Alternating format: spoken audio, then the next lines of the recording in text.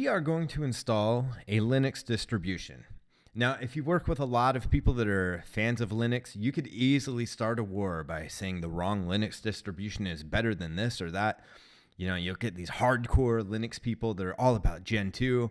Then you got the ones that are all about Red Hat. Then you have people that just absolutely love Ubuntu or just core Debian.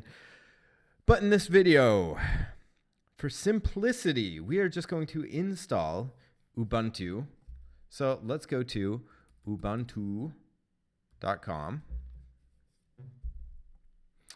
And we are going to go to downloads.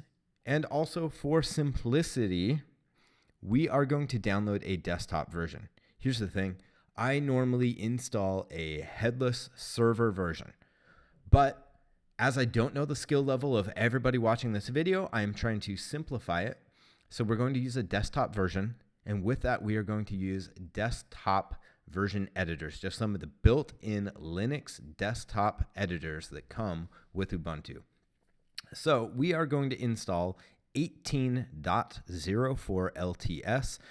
Reason for that is this long-term support or LTS version should still be available a couple years from now. So if this video is being watched in, who knows, 2021 or 2022, hopefully you can still find this same version if I haven't updated the video by then. So you can see we have gone to the download page. I just clicked on it right there, and now I've got the download started. Again, just like with the VirtualBox video, we're going to come back to this in just a couple of minutes after it's downloaded. We're going to put it into VirtualBox with a very, very basic configuration and walk through the install.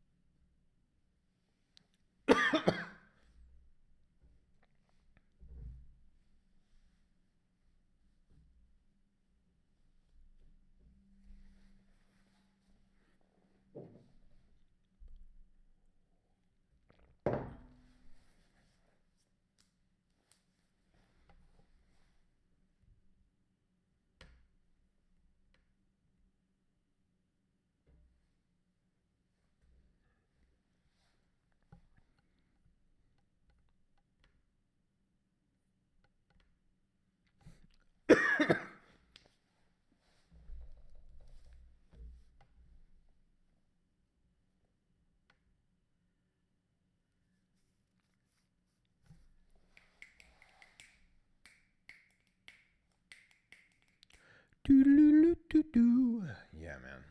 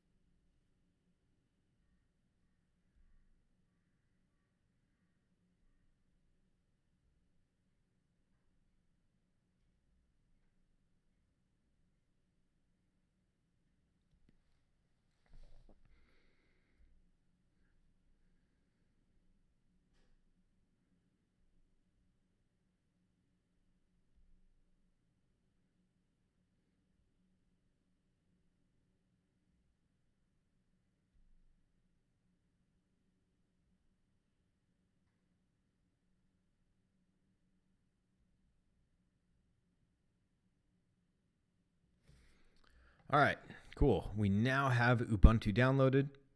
So we can flip back to VirtualBox. We're going to click on New. And let's just name this development machine. Development machine. We'll just name it like that. Folder. Well, type of this is a Linux, so we'll want to set that. Of course, you can update your machine folder depending on your space that you may have available. Version. We are using Ubuntu 64-bit, so make sure you set that as well. So now you should have something that says development machine. You'll have a machine folder, which matches wherever it needs to be on yours. Type is Linux, version Ubuntu 64-bit. We're going to go continue. We are going to bump this up to, let's just set it right at 2048. We'll go with that. 2048, you should have a machine that's capable of that. And we are going to create a virtual hard disk now. Let's do it like that. And let's leave it as the default. We'll do a VirtualBox disk image. Continue. And we want to dynamically allocate the size. What that is going to do is it'll allow this to actually kind of fill up like a normal file would. It'll increase in size versus a fixed size. That can be problematic when you're trying to install things. Sometimes you just may hit a block and then you have to go through and be a normal Linux system engineer and add more space to it by setting up another drive. We really don't want to do that for this. So continue on dynamically allocated. Dev machine, cool. Let's leave it at 10 gig. That should be good for what we're doing here. Now it is powered off. So what we need to do next before we can power it on is we need to go to settings. Go to settings, go to storage. And what we want to do is click on this thing that says empty. And we want to pick a live CD/DVD. Cool. And then down here, they moved it on this menu. So right here, we want to add a new storage controller.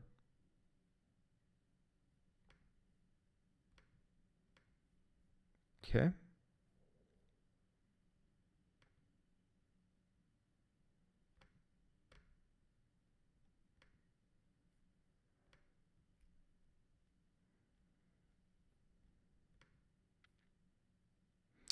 All right, we're going to cut out some of this here. Where did they set that as on here?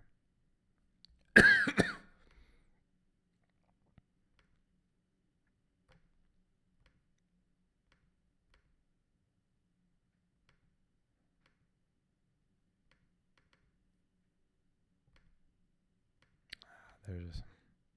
All right. Check, check, check. Look at the audio feed. Okay. Now that we have the machine set up here, before we can power it on, what we need to do is add that ISO that we just downloaded and make it look like it's part of the CD. So click on Settings, click on Storage, click on right here where it says Empty, and click on this CD logo as well, and choose your virtual optical disk file. For me, this one went straight into my download directory. Right there. There is my ISO for it. Cool. So I got that part set up. Let's also, while we're here, just go to Network and make sure, yes, it is attached to NAT. That is a good way to do it. Another great way that you can also do this, depending on your network, is you can do bridged adapter. What that is going to do is that'll make it look like this machine, this virtual machine, it can pick up its own IP address. It looks like another individual host on the network. For the sake of simplicity, let's leave it at NAT for this. And then we just click on OK. Now we can go ahead and start the machine.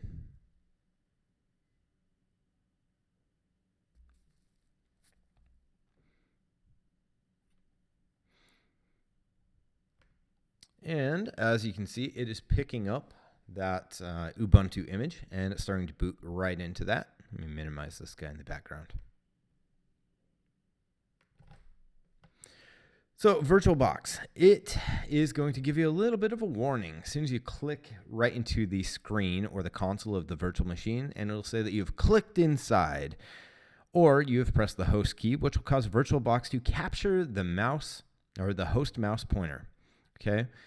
So what I usually do is I will click on don't show this message again, but you want to make sure you memorize the host key there. In this case, it is my left command key. And VirtualBox would like to access the microphone. I don't want that to happen right now, so I'm going to do don't allow. And I am going to go to capture. All right, see now if I try to move my mouse around, I can't get it out. What I have to do is hit the left control on my keyboard, and then I can actually get it out.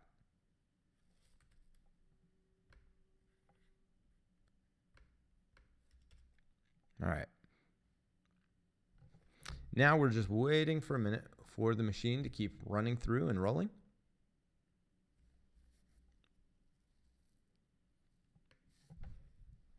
Okay, it's getting into the menu. Now we're up to the install page here.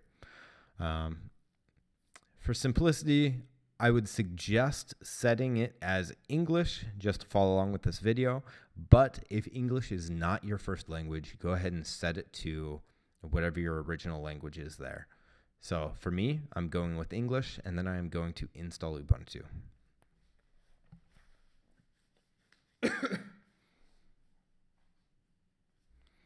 And pick your keyboard layout. Again, I'm going with the default of US English.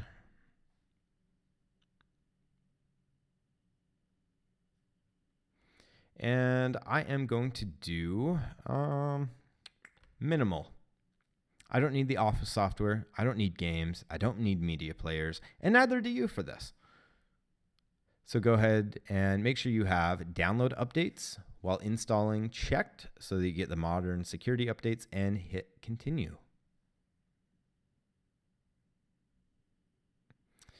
And go ahead and do erase disk and install Ubuntu. The reason for that, we did set up a brand new virtual disk, so you don't need to worry about it. So go ahead and erase it and install, and then click on install now.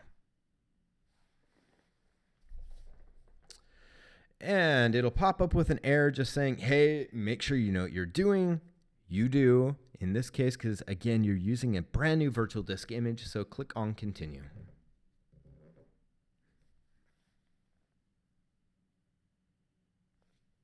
Time zone. Well, that's where I'm at right now. I am in Amsterdam. Pick where you are. Name. Put your name on the machine and pick a username. And then pick a password. I'm being super secure, and I am picking the word password for my password here. Worst IT security measure ever, but this is a demo machine. Go ahead and set this however you feel the need to set it, and then continue on.